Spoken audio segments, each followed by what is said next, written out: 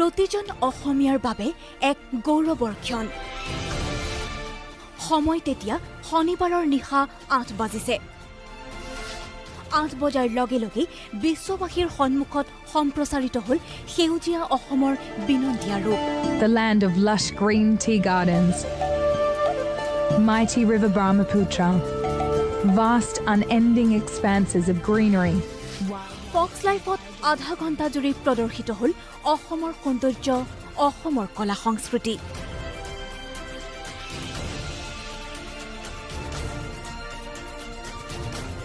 জনপ্ৰিয় মডেল তথা ঘোষিকা এয়া Sarah Todd. I'm on my way to Umananda, which is one of the world's smallest inhabited river islands.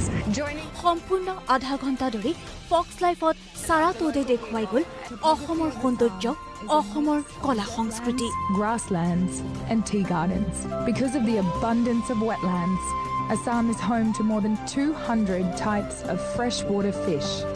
সম্পূৰ্ণ 7 দিনত Sarah Todd আৰু তেওঁৰ সহযোগীসকলে শ্বুটিং কৰিছিল গুৱাহাটী কাজিৰঙা যোৰহাট আৰু মাজুলীত আৰু Sarah Toddক সম্পূৰ্ণ সহযোগিতা আগবঢ়াই অসমৰ বিনন্দীয়া ৰূপ দেখুৱালে অসম সন্তান উদয়ন বৰুৱাই This is how we welcome. Oh wow. What is this? This is called gamusa. প্ৰথমে Umananda Which is one of the world's smallest inhabited river islands. তাৰ পাছত Kamakhya Kamakya Temple atop Nilachal Hill is a seat of a revered আৰু তাৰ পাছত আধা ঘণ্টা জোৰা অনুষ্ঠানটিত দেখিবলৈ পোৱা গ'ল অসম গৌৰৱ চাহ বাগান ডাক বাংলো সকলো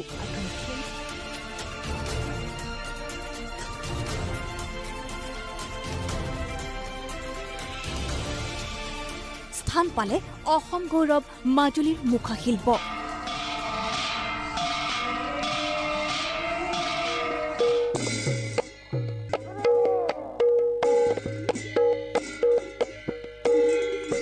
কাজিৰঙাৰ সৌন্দৰ্য অৰ্কিড উদ্যান গল্ফ কোৰ্ট সকলো দেখুৱাই গ'ল Sarah Toddে Park is a biodiversity hotspot and a unique habitat for avifauna.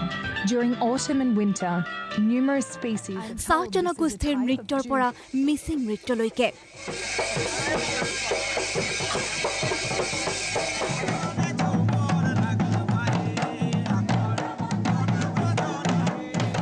বোকাখাটৰ কলপাতত দিয়া পুৰি পেৰাৰ পৰা মিচিং সমাজৰ আখল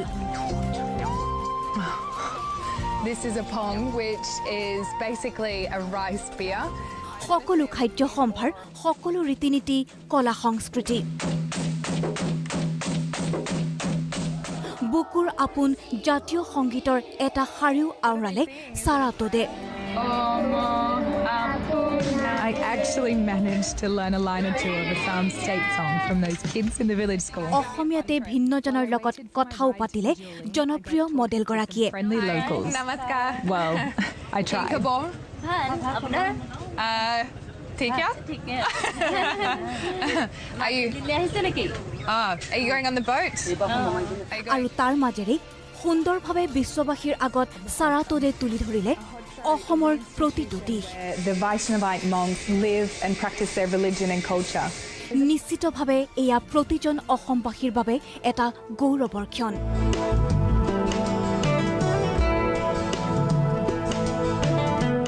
কাৰণ পুনৰ এবাৰ বিশ্বত জিলিকিল অসম আৰু অসমীয়া